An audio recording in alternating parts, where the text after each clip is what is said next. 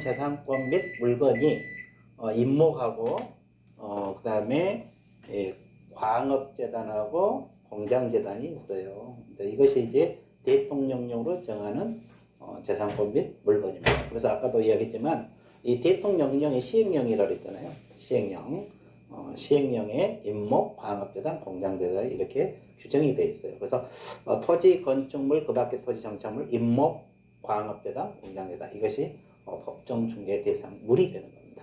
자, 그러면 이걸 하나씩 분석해 보도록 하겠습니다. 자, 토지가 있거든요. 법정 중개 대상은 이제 토지부터 하나씩 공부로 들어갈 건데, 이 토지 모르신 분은 하나도 없을 거예요. 근데 이제 구체적으로 토지 중개한다. 이것은 공부 안 해도 다 알아요. 근데 이제 어떻게 우리가 이제 공부를 해야 되냐면, 토지는 이렇게 연속돼 있잖아요. 딱 연속돼 있거든요. 그렇다고 해서 뭐 지구 하나를 중개할 수는 없는 거잖아요. 그래서 이제 우리가 토지는 이렇게 연속돼 있잖아요.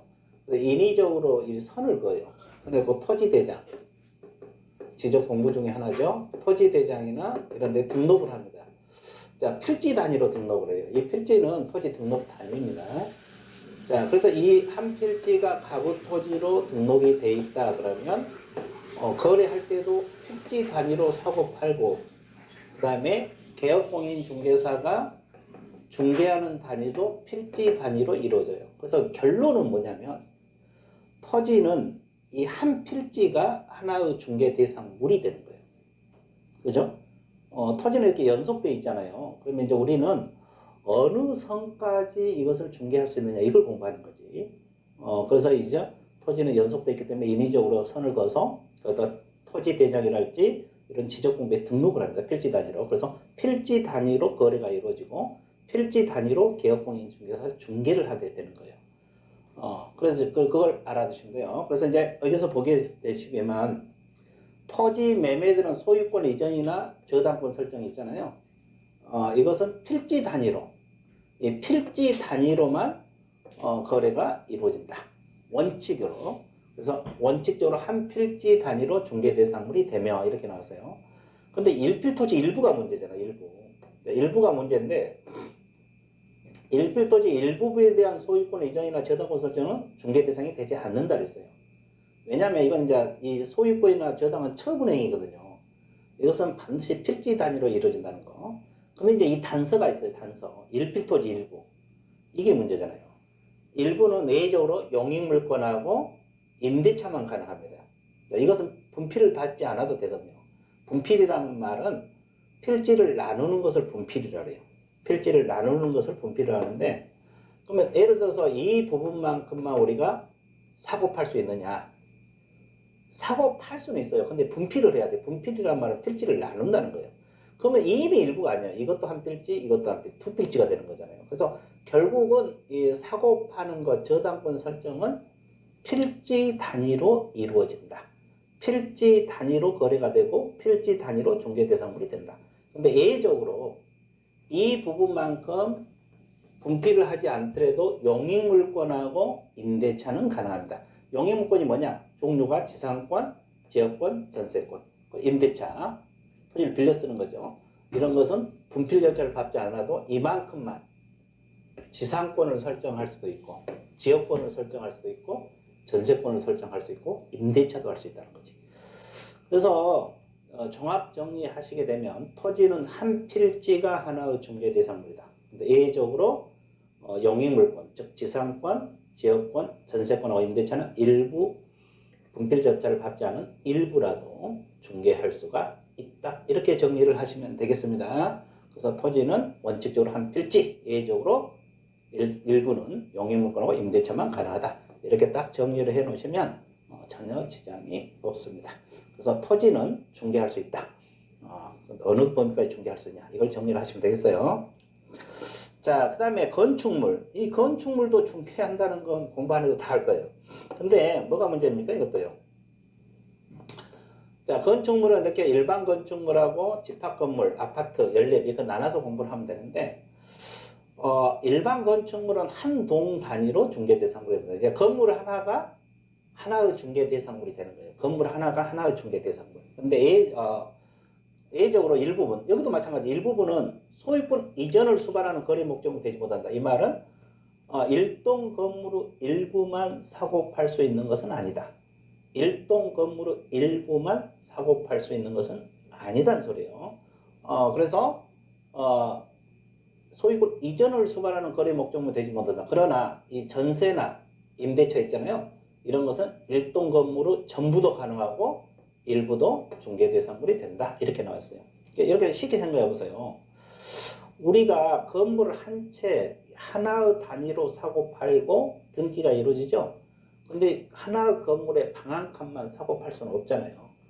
근데 그 방 한 칸도 전세나 임대는 가능하다는 거지. 이렇게 정리를 해 두시면 되고. 근데 이제 우리가 아파트나 연립주택 있잖아요. 이걸 집합건축물이라 그래요. 이런 것은 이제 구조상 부분된 수개 부분이 독립된 건물로 사용할 수 있는 그 각 부분이 있잖아요. 아파트 각 부분. 그래서 이런 경우는 소유권 목적으로 할 수 있다. 그러니까 사고 팔 수 있어요. 우리가 아파트 한 채 사고 파는데 중개하잖아요. 사고 파는 것도 중개하잖아요. 그리고 임대를 내줄 수 있고 전세도 내줄 수 있잖아요. 그러니까 집합 건물은 사고 파는 거, 그 다음에 전세 임대차 다 가능해요. 근데 집합 건물이 아닌 일반 건축물 있잖아요. 이것은 일동 단위로 거래가 이루어지고 중개할 수 있는 것이지 일부는 소유권하고 저당권 안 되고 전세하고 임대만 가능하다. 근데 집합 건물, 아파트는 매매든 임대든 전세든 다 거래가 가능하고 중개할 수 있다. 이렇게 정리를 해 두시면 되겠습니다. 건축물 이 정도로 정리해 보도록 하겠습니다. 그 다음에 우리가 이제 또 시험에 자주 나온 것이 이거예요. 장래 건축물. 이게 뭡니까요? 장래 건축물이라는 것이 아파트 분양권을 말해요. 이게 과연 중개 대상물이 되느냐? 우리가 이제 건축물이 되려면은 최소한 지붕하고 기둥 또는 벽이 있어야 되거든요. 건축물이 되려면 최소한 지붕하고 기둥 또는 벽이 있어야 되는데 분양권이라는 것은 선분양 들어간 것들 있잖아요. 이 건축물 실체가 아직 없어. 그러면 이걸 건물로 봐야지 중개할 수 있는데 과연 이 아파트 분양권, 장래 건축물 이걸 중개할 수 있느냐? 이게 문제가 되잖아요. 그럼 중개를 할 수 있으려고 정의한다면 이게 건축물로 봐야 되거든요. 이 분양권을 건축물로 봐야 되는데 실체가 없잖아요. 그래도 우리 판례에서는 건축물로 봐버려요. 어떻게 보냐? 장래 건축물. 지금은 건축물이 아니지만 장래 건축물이다. 미래의 건축물이다. 그러니까 건축물로 본다. 그러니까 건축물 보니까 개업공 인정돼서 중개할 수 있다. 이렇게 정리를 하는 거죠. 그래서 건물로 인정되므로 중개 대상물이 된다. 이렇게 나와 있어요. 그래서 아파트 분양권은 시험에 자주 출제가 돼요. 건축물 보고 중개할 수 있다는 거. 그 다음에 입주권이 문제인데 입주권이 과연 중개 대상이 될까? 이건 이제 판례가 나와 있어요. 자, 이 지문을 좀 익혀 두셔야 돼요. 그냥 입주권 이렇게 공부하시면 안 되고 이 판례 지문을 좀 익혀 두셔야 되는데 특정 아파트에 입주할 수 있는 권리가 아니라 아파트에 대한 추천 기일에 신청을 하여 당첨이 되면 아파트 분양 예정자로 선정될 수 있는 지위. 이런 입주권, 이건 건물로 보지를 않아요. 자, 건물에 해당한다고 보기 어렵다. 이게 판례 지문입니다. 그래서 중개 대상물이 될 수가 없어요. 왜? 건물을 안 보니까. 자, 종합 정리할게요. 자, 아파트 분양권은 건물의 실체는 없지만 장래 건물로 봐서 중개할 수 있다고 보고 있는 거고, 판례에서. 그 다음에 아파트 추천기일에 신청하여 당첨이 되면 아파트 분양 예정자로 선정될 수 있는 지위를 가리키는 데 불과한 입주권, 단순 입주권입니다. 이것은 건축물로 보질 않아요. 그러니까 중개 대상물이 될 수가 없다는 것이 판례 취지. 그래서 이 두 가지가 시험에 자주 출제가 되고 있어요. 자, 그래서 반드시 기억을 해 주셔야 되겠고, 그 다음에 미등기 건물. 말 그대로 미등기 건물이라는 게 뭡니까요? 등기가 안 된 건물이잖아요. 과연 등기가 안 됐는데 이것을 개업공인중개사가 중개할 수 있을까? 또 허가를 받아서 건물을 지어야 되는데 허가를 받지 않는 이 무허가 건물을 과연 개업공인중개사가 중개할 수 있을까? 또 이것이 문제가 되잖아요. 근데 미등기 건물이든 무허가 건물이든 일단 건물의 실체로 인정되잖아요. 지붕, 기둥, 벽 이렇게 실체가 인정되면 일단 건축물로 보게 되면 개업공인중개사가 중개를 할 수 있다는 것이 근본 취지입니다. 그래서 이것도 중개할 수가 있다. 중개할 수 있다고 보는 거예요. 그래서 중개 대상물이 될 수 있다. 이렇게 정리를 해 주시면 되겠습니다. 자, 그 다음에 그 밖에 토지의 정착물이 있습니다. 이 그 밖에 토지의 정착물이라고 있는데 이 그 밖이란 뜻이 뭐겠습니까, 여러분들? 그 밖이란 말. 그 밖이란 말은 건축물도 토지 정착물이잖아요. 건축물. 건축물도 토지 위에 서 있죠? 근데 방금 우리가 건축물을 별도로 공부를 했어요. 그러면 여기서 그 밖에 토지 정착물이라는 것은 건축물을 제한 나머지 정착물들을 말합니다. 자, 이것이 과연 개업공인중개사가 중개할 수 있는 물건이냐? 이걸 우리는 다뤄야 되는데 이제 하나씩 분석 들어가 볼게요. 이것은 이제 두 가지 나눠서 공부를 하면 훨씬 공부하기 편합니다. 토지와는 별개의 독립부동산. 자, 생각을 해보세요. 토지하고는 별개 부동산이다. 토지 정착물은 정착물인데 토지하고 별개 부동산이다. 이게 가장 대표적인 것이 명인방법을 갖춘 수목의 집단인데요. 자, 명인방법. 자, 이게 무슨 말이냐면, 자, 여기다가 잠깐 그려보면 가부토지가 있어요. 그 다음에 여기가 수목이 있어요. 이것은 토지 일부예요, 일부. 토지 일부는 이 수목만 별도로 중개할 수가 없어. 거래가 안 되기 때문에. 근데 여기다가 이 수목에다가 이름을 써놔요. 이건 내 것이다. 예를 들어서 홍길동 것이다.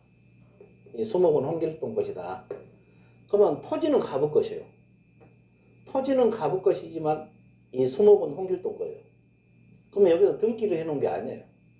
이 명인방법이란 뜻은 등기를 해놓은 게 아니라 관습법상 이렇게 철조망을 치든지 표피를 깎든지 이렇게 특정 범위를 한정해서 이렇게 이름을 써놔요. 이건 내 것이다 라고 이름을 써놓는 거지.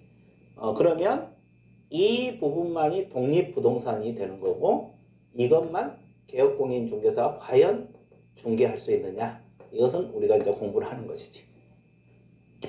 그래서 과거에 이게 이제 시험 한번 출제가 됐거든요. 그래서 이제 논란이 심했어요. 이의신청 들어가고 이의신청 들어가서 뭐 어차피 수험생들은 하나라도 더 맞아야 합격을 하니까 보통 이제 공부를 하시면 보통 60점대에 걸려 있어가지고 한 문제 더 맞으면 합격하고 덜 맞으면 떨어지고 그러신 분이 되게 많거든요. 그럴 수밖에 없는 것이 출제 난이도를 어느 선에 맞춰서 출제를 하기 때문에 그래요. 그럼 공부를 1년 동안 열심히 했더라도 대부분 물론 이제 고득점 나온 사람도 있지만 일반적으로 보면 55점에서 65점대 사이가 가장 사람들이 많이 분포가 돼 있어요. 공부하신 분들 중에. 그러면 거기서 몇 문제 더 맞으면 합격하고 몇 문제 실수하면 떨어지고 뭐 이런 원리가 되는 건데 그래서 과거에 이제 이것도 시험에 출제되었고 그래서 이의 신청 들어가고 했는데 행정심판까지 갔죠. 이의 신청 안 받아줘서 행정심판까지 가서 결국 행정심판에서 뭐라고 판결을 내렸냐면 이 명인방법을 갖춘 수목의 집단은 독립부동산이다.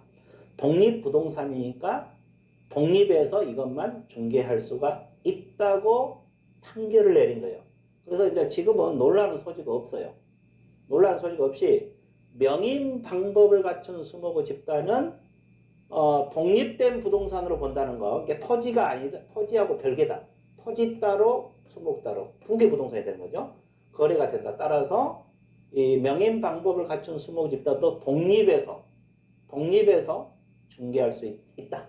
이렇게 정의를 내렸어요. 그래서 명인방법을 갖춘 수목의 집단은 독립 중개 대상물이 된다. 근데 여기서 주의할 거 하나 있어요. 이 명인방법을 갖춘 수목의 집단은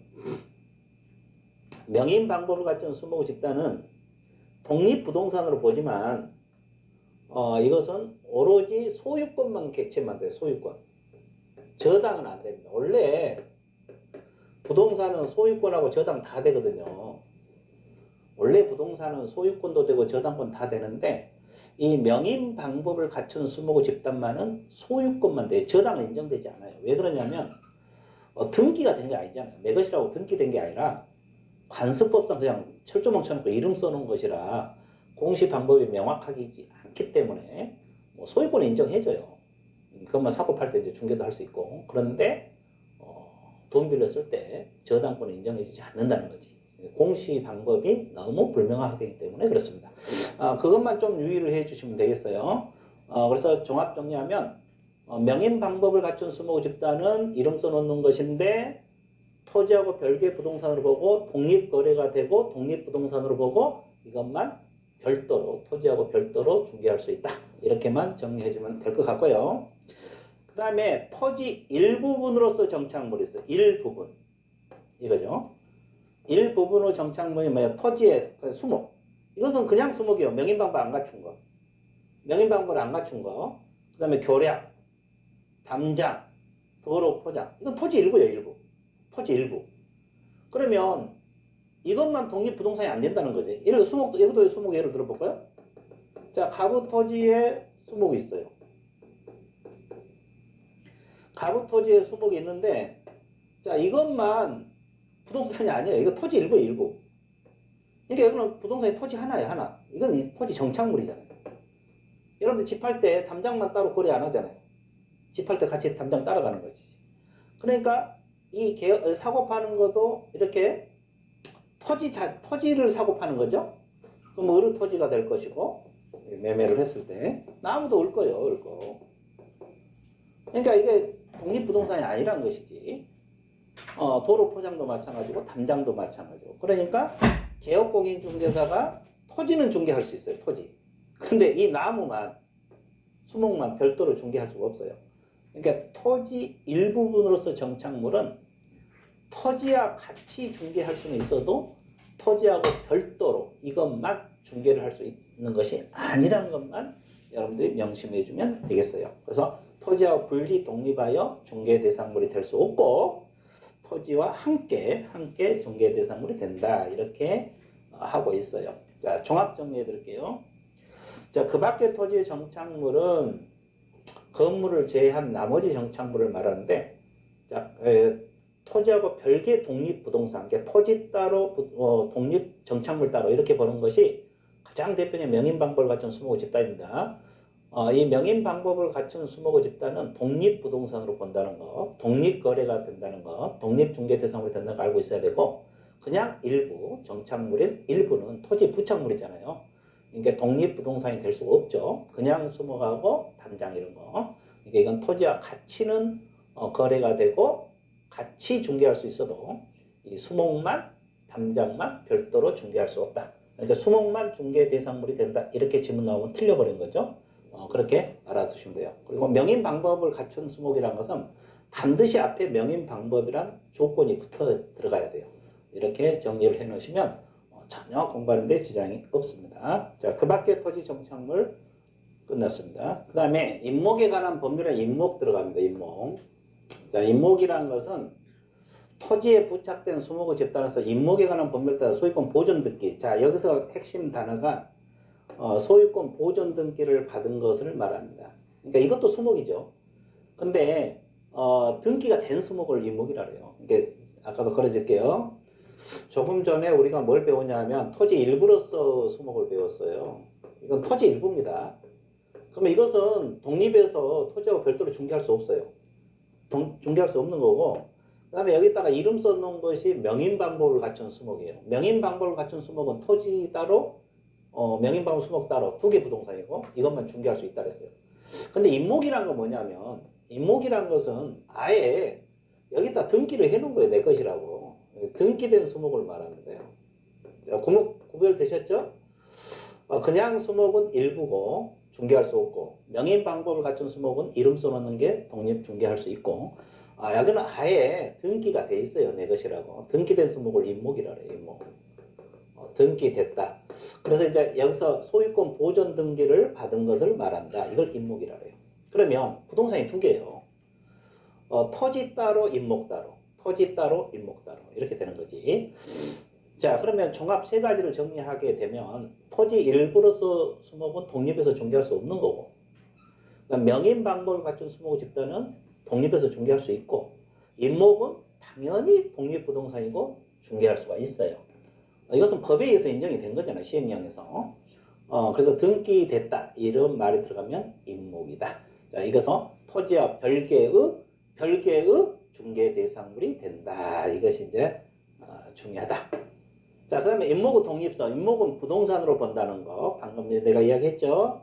그리고 소유자는 토지와 분리해서 임목을 양도하거나 저당권 목적으로 할 수 있다. 그래서 임목 이렇게